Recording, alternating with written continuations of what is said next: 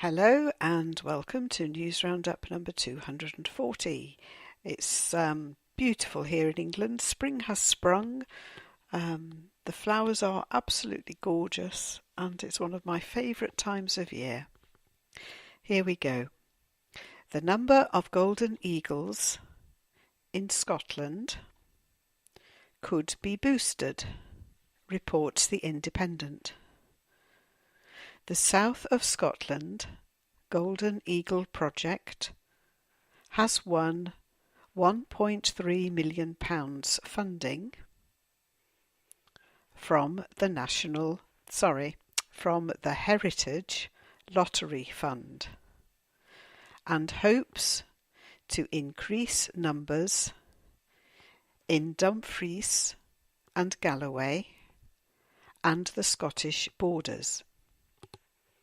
The paper says that there are now 2 to 4 pairs of golden eagles in the south of Scotland, but a study has shown there is suitable habitat for between 10 and 16 breeding pairs.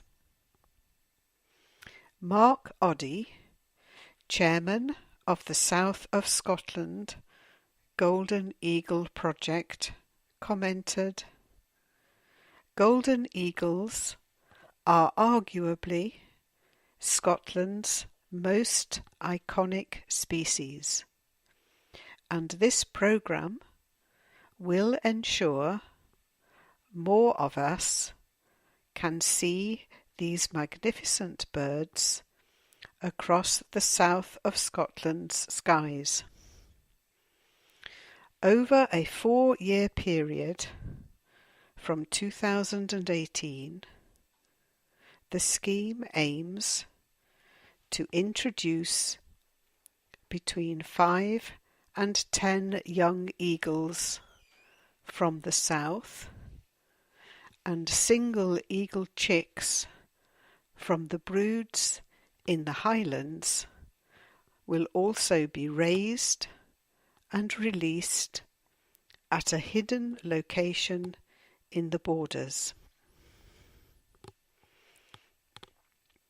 Naturalists have made a monster discovery in an old coal mine, says the Daily Mail.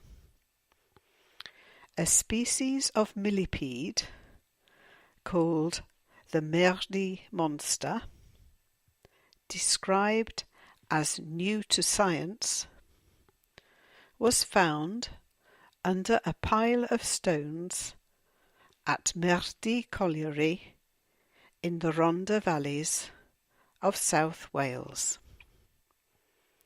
The brown 4 centimetre long arthropod was named in honour of the pit which closed in 1990, one of the last working pits in the Welsh coalfield. Scientist Liam Olds said, "It's not every day that you find a species new to science. It shows you don't have to go to the Amazon to find new things." Fancy working for the Queen? According to the Daily Mirror, the British monarch is hiring a cushion and curtain maker to create and take care of bespoke furnishings in Buckingham Palace, Windsor Castle and St James's Palace. The royal household has advertised the full-time position online, telling prospective employees that it is a chance to leave their mark on some of the most famous houses in the world. An article in the Daily Express explains that monks in Somerset have found an antique list of recipes in Downside Abbey, which contains one of the first ever mentions of curry in England. The cookbook, dating back to 1793, was used to make a variety of dishes, including calf's head turtle fashion and fricassee of pig's feet and ears. The curry's ingredients are a mix between spices that were common in the UK, like curry powder or sugar, and some rare seasonings which came to Bristol via the slave trade triangle between Africa, Europe, and the Americas. There are some fascinating historical items on display at the National Army Museum in London, which has reopened after a 3-year, £23.75 million redevelopment, says The Guardian. They include the Duke of Wellington's cloak, the skeleton of Napoleon's horse, Lawrence of Arabia's robes, the cloak worn by the man who carried the order to the front for the charge of the Light Brigade, and a twisted piece of shrapnel from an encounter 11 years ago in Helmand Province in Afghanistan. Museum Director Janice Murray commented, "I don't think that you can understand British history if you don't understand the history of the British Army. The British Army in many ways has shaped the country we are living in today."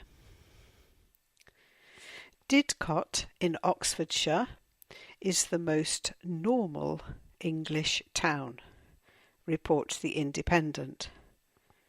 The outline data science research carried out by ASI Data Science, which shows that Didcot is the place that most closely mirrors English national demographics and opinion. 93-year-old hairdresser Kathleen Privet is hanging up her scissors after 72 years working in the same salon in Portsmouth, Hampshire, completing over 220,000 haircuts. The Daily Mirror reports that Kathleen began working with her father in 1945, helping him out along with her sister Mavis when he was short-staffed. She took over the running of the Maison Drayton salon after he passed away in 1962. Kathleen commented, "I may not have done as many haircuts in recent years, but I still went to the salon every day. Some of my customers have been with me for around 50 years. They really are like a family. What a lovely story to end with. I hope that was useful for you and slow enough for you, but you can always listen to it again. Take care. Bye-bye. Scotland could be boosted, reports The Independent. The South of Scotland Golden Eagle project has won £1.3 million funding from the National. Hello and welcome to News Roundup number 240. It's beautiful here in England. Spring has sprung. The flowers are absolutely gorgeous and it's one of my favourite times of year. Here we go. The number of golden eagles in now 2 to 4 pairs of golden eagles in the south of Scotland, but a study has shown there is suitable habitat for between 10 and 16 breeding pairs. Mark Oddie, chairman of the South of Scotland Golden Eagle project, commented, "Golden eagles are arguably Scotland's, from the Heritage Lottery Fund, and hopes to increase numbers in Dumfries and Galloway and the Scottish borders." The paper says that there are now